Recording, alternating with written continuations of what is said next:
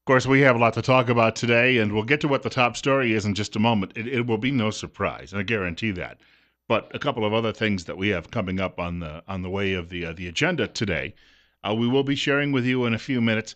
Just some details about a seminar coming up on Social Security with the folks at Waddell and Reed here in Twin Falls.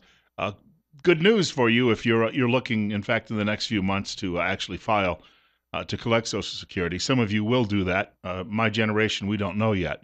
That's coming up on the way in a few minutes. Also, Steve Millington will make a special Friday appearance with us. Why? Well, he's the Republican chairman of Twin Falls County, and he's going to talk a little Republican politics with us because there was some sort of party event last night. But the top story today, I'd like to sit here and talk with you about. I know everyone's talking about it, the paranormal.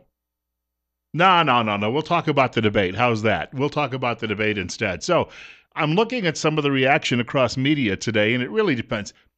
You cannot base anything, if you listen to just one source, you cannot base anything on that one source. Charles Krauthammer says after last night that Donald Trump is done, that Donald Trump proved that he's nothing but a buffoon and that he's out of the way. And then if you look at Peggy Noonan over at the Wall Street Journal, Peggy Noonan says, well, he didn't do himself any harm. And he hit on all of his points and was his usual self. And then if you look over at CNN, they say, hey, Donald Trump won. So you've got this wide-ranging set of views, and of course, people who support any particular candidate. If you like Ben Carson won. If you like Marco Rubio, he won. And so you've got all of that going on. And then you have these overnight instant polls that are done, and people are talking about the results from those. Drudge says that according to its readership, the people who actually took the poll on the page, that Trump was the clear winner with 38%. So he took nearly 4/10 of all of the votes out of 10 candidates on stage. And there's another one that I looked at. I think it's Right Scoop. Right Scoop says that the big winner last night was Ben Carson with 43%, with Trump trailing at 23%. Now, you realize what happens is you can have a lot of supporters for a candidate. Go to one of these websites, they can vote, and maybe they send that off to a dozen friends who all agree, and they vote for that candidate. The real polling data that's going to become available in the next few days will give us a much truer story. That's what they call the scientific polling. So it's not just somebody overloading a website with their favorite candidate. And we'll have to perhaps wait 48 hours before all of that becomes available. I'm sure that Rasmussen and Gallup and a lot of these polling companies were busily working well into the night and into this morning, trying to get reaction from people around the country, and they may be doing it again today and tomorrow. So it may be even next week before we have a really good read on what people's impressions were. And your impressions as well may have been one thing after you turned off the television set last night, and now you could be waking up this morning saying, well, actually, I think. So you could change your mind. That could happen. 10 minutes after 8 o'clock, perhaps the one exchange that is getting most of the attention today was the opening question that Megyn Kelly had for Donald Trump. And take a listen to this. This is Megyn Kelly, and listen to Trump's response. It's not all of the response because we do have to get a lot of this squeezed in today, so I can't give you the entire 2 minutes and 10 seconds. Mr. Trump, one of the things people love about you is you speak your mind and you don't use a politician's filter. However, that is not without its downsides, in particular when it comes to women. You've called women you don't like fat pigs, dogs, slobs, and disgusting animals. Your Twitter account... Only Rosie O'Donnell. No, it wasn't. Your Twitter account...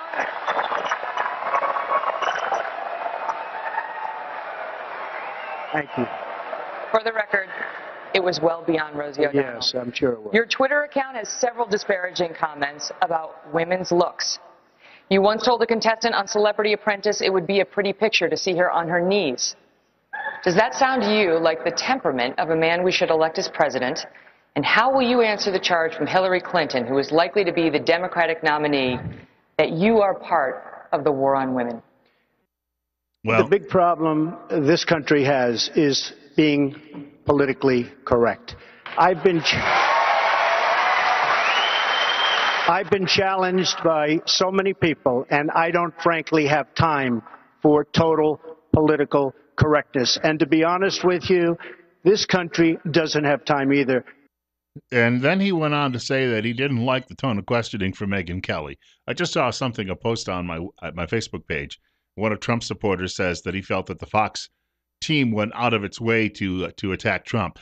I don't know about that. They seem to attack all 10 candidates. In fact, Fox is getting praise from Frank Bruni, who's a columnist, one of the lead columnists at the liberal New York Times today. Bruni is a socialist and he's gay, and he says hooray for Fox for doing a wonderful job. No one can criticize, he says, Fox about being biased toward the Republican Party after watching this debate last night. Trump went on, though, and this is where he's getting criticized this morning, to basically say to Megyn Kelly, maybe I won't like you in the future. In other words, maybe I'll call you some names. And the crowd kind of oohed. And he was also, he did not get a good reception in the beginning when he raised his hand and said he would likely go third party if he didn't get the nomination. You have to remember, though, that audience is made up not of the rank and file in the party or of average Americans, but this is the party leadership from Ohio and much of the nation that happen to be stuffed in that room. And it will have a negative reaction to someone who says, well, maybe I won't run as a Republican. So you have all of that going on, and I wanted to share a bit of that this morning, too, as well. I've got a lot of details from some of these candidates this morning. Some of them did very, very well. Frank Luntz, who's a pollster himself, was conducting a focus group during the actual debates. There were two. He was conducting a focus group, and at one point, Luntz actually said that they had a record response, and he said he's been doing this for a number of years, a record response to comments from one candidate. And it was on this from Mike Huckabee. Take a listen. Ronald Reagan said trust but verify. President Obama is trust but vilify. He trusts our enemies and vilifies everyone who disagrees with him. And the reason we disagree with him has nothing to do with party. It has to do with the incredibly dangerous place that this world is going to be as a result of a deal in which we got nothing. We didn't even get 4 hostages out. We got nothing. I have a friend, he started his radio show this morning on the East Coast at 5:30 their time. And at 9 o'clock this morning, he sent me a message and said, overwhelmingly for Trump, which surprised me that it would, because he himself is a Carson fan, and many people who live in his area are big-time Ben Carson folks. But here's a question for all of you. What do you think? Who came out on top? Did anybody pretty much end their political career last night during the course of this event? Or these events? Again, there were 2. It's 8:14. Bill Colley with you on Top Story on News Radio 1310 KLIX and newsradio1310.com. Telephone number 736-0300, 736-0300. Interestingly enough, I'll get to my first caller in a moment.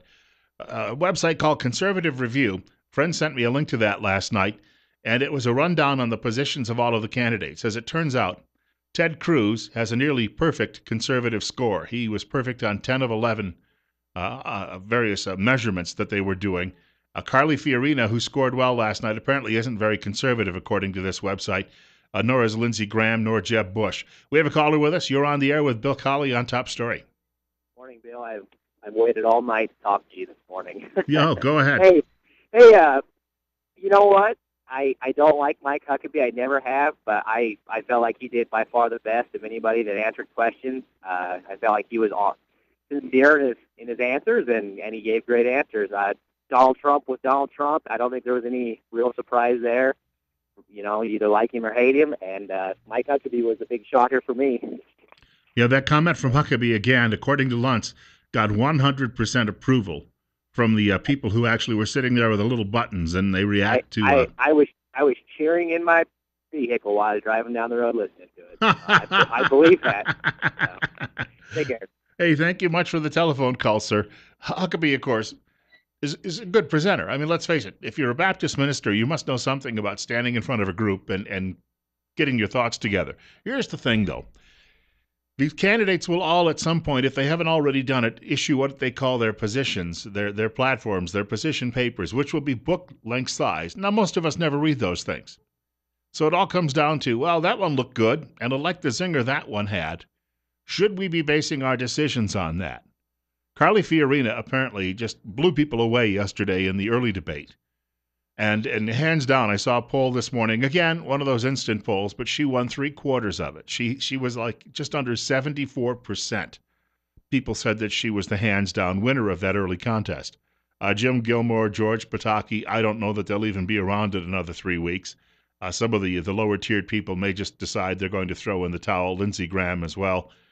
But I've got to be honest with you. If Fiorina, from what I was reading on this site, which is called Conservative Review, if she is scoring that badly, again, great presentation skills. But what do we really know about all of these people? And this is a good thing, though. We saw them last night. There will not be a caucus or a primary until after New Year's. So we have a wide open stretch here where we have all of this going on. Rand Paul and Chris Christie may have engaged, by the way, in the most backbiting last night. Take a listen. That's a completely ridiculous answer. I want to collect more records from terrorists, but less records from other people. How are you supposed to know, Megan? Use the Fourth What are you supposed Amendment. to? How are you supposed Use to? the Fourth no, I'll Amendment. tell you how you Get a warrant. Let me tell you something. Get you a go judge to sign when a warrant. Senator. Go ahead, wait, Governor Christie, make your point. Listen, Senator, when you're sitting in a subcommittee just blowing hot air about this, you can say things like that. When you're responsible for protecting the lives of the American people, then what you need to do is to make sure that you use the system the way it's supposed to work. Here's the problem, Governor. You fundamentally misunderstand the Bill of Rights. Every time you did a case, you got a warrant. And that was perhaps the most lively exchange between candidates. We have a caller with us. You're on the air on News Radio 1310 KLIX, and what's on your mind? Yeah, good morning, Bill. I didn't get to watch the whole thing last night. I'll watch it tonight. Got it recorded. But when Trump, who I very much like, when he raised his hand and said he'd run third party, he might as well pull the gun out and shot himself in the foot. Now, I'm not going to say it's going to get him thrown out, but he's got a lot of ground to make up now. A lot. I kept listening to him last night. Well, somebody here is going to run against Hillary. Now, how in the hell Hillary's even still in the conversation beyond me, but she is. The Republicans have got this one. All they need to do is have a conservative, and I think Cruz come out of the gates just like Seattle Slew, and he and one of them other folks on there, whether it be Huckabee or Rubio, is going to be the VP. They've got this one, so just hold their heads together. It's over. Hillary cannot win against a conservative. It's impossible. I think you're right on that count. I think we've reached that breaking point with her, and thank you much for the call. I've got a break coming up in just a minute. A couple of guests joining us in studio before the end of this hour. I have a financial planner joining us from Waddell & Reed in just a few minutes, and they'll be talking with us about planning for Social Security. Actually, a lot of us are starting to get into that range where we're thinking about it a lot. Maybe we're obsessing about it. That's on the way. Also, Steve Millington. Steve was obviously taking a look at these debates closely because, well, in the Republican hierarchy, he occupies one of those lofty positions. So he'll share some of his thoughts with us as well. And, of course, we'll take some of your telephone calls, too. It's coming up on 20 after 8, 64. Bill Colley with you on Top Story on News Radio 1310 KLIX and NewsRadio1310.com.